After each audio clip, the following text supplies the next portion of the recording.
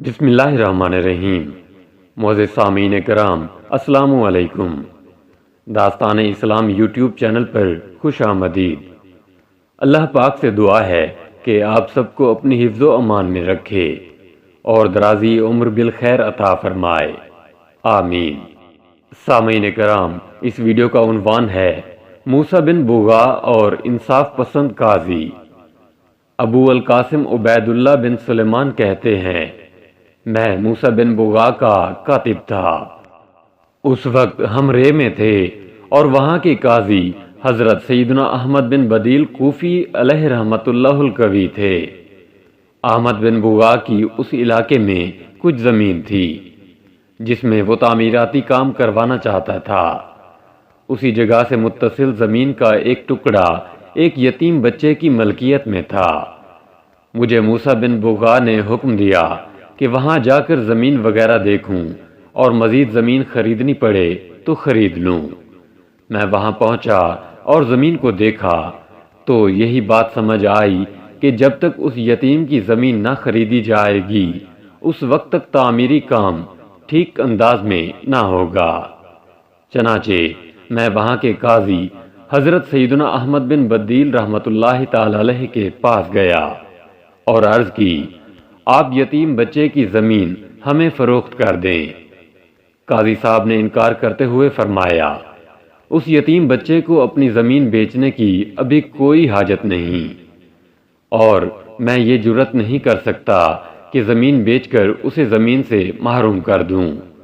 ہو سکتا ہے میں زمین کے بدلے قیمت لے لوں اور خدا نخواستہ کسی طرح اس کا مال ہلاک ہو جائے تو گویا میں اس کے حق کو ضائع کرنے والا ہو جاؤں گا۔ میں نے کہا، آپ رحمت اللہ تعالی علیہ ہمیں وہ زمین بیچ دیں، ہم اس کی دگنی قیمت ادا کریں گے۔ قاضی صاحب نے کہا، میں دگنی قیمت پر بھی اس کی زمین نہیں بیچوں گا، کیونکہ مال تو گھٹتا بڑھتا رہتا ہے۔ زیادہ مال کا لالچ مجھے زمین بیچنے کی طرف راغب نہیں کر سکتا۔ الغرض میں نے قاضی صاحب کو ہر طرح سے راضی کرنے کی کوشش کی لیکن بے سود۔ ان کے سامنے میری ایک نہ چلی۔ ان کی باتوں نے مجھے پریشان کر دیا۔ میں نے تنگ آ کر کہا، قاضی صاحب، آپ ایسا قدم نہ اٹھائیے جس سے آپ کو پریشانی ہو۔ کیا آپ جانتے نہیں کہ یہ موسیٰ بن بغا کا معاملہ ہے؟ ذرا سوچ سمجھ کر قدم اٹھائیے، ایسے لوگوں سے ٹکر لینا درست نہیں۔ قاضی صاحب نے کہا، اللہ عز و جل تجھے عزت عطا فرمائے، تو میرے معاملے میں پریشان نہ ہو، بے شک میرا پروردگار عز و جل عزت والا اور بلند و برتر ہے۔